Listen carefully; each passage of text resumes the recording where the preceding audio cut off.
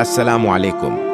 मैं हूं आपका दोस्त वकार अहमद। आज हम आपको एक अजीम सूफी बुजुर्ग, मोहब्बत व फ़क्र के पैकर हजरत बाबा फरीद गंज शक्र रहमाउल्लाह के बारे में बताएंगे।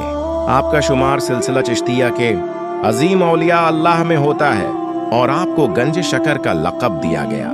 बाबा फरीद रहमुल्लाह 573 हिजरी 1173 ईस्वी में पैदा हुए।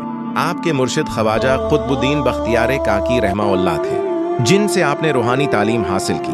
बाबा फरीद ने सादगी, कनाअत और मोहब्बत की ऐसी मिसाल कायम की कि आज भी उनका जिक्र इज्जत व एहतराम से किया जाता है। आपको अल्लाह ताला ने बेपनाह रूहानी मकाम अता फरमाया था।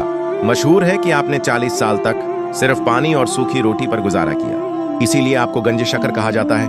आपकी करामात और वाज से हजारों लोगों ने हिदायत पाई। अब फरमाया करते थे, जो तेरे दिल को दुख दे उसे अपने लिए पसंद न करो। फ़क्र फ़खरी है, यानी फ़क्र मेरा फ़ख्र है। दुनिया की मोहब्बत तमाम गमों की जड़ है। बाबा फरीद रहमुल्लाह 5 मुहर्रम 664 हिजरी में विसाल फरमाया और आपका मज़ार पाक पतन शरीफ पाकिस्तान में है। हर साल 5 मुहर्रम उल हराम को आपका उर्स मुबारक मनाया जाता है, जहां लाखों ज़ायरीन रूहानी फैज़ हासिल करने आते हैं। बाबा फरीद रहमुल्लाह की ज़िंदगी से हमें यह सबक मिलता है कि सादगी, मोहब्बत और अल्लाह की रज़ा हकीकी कामयाबी है।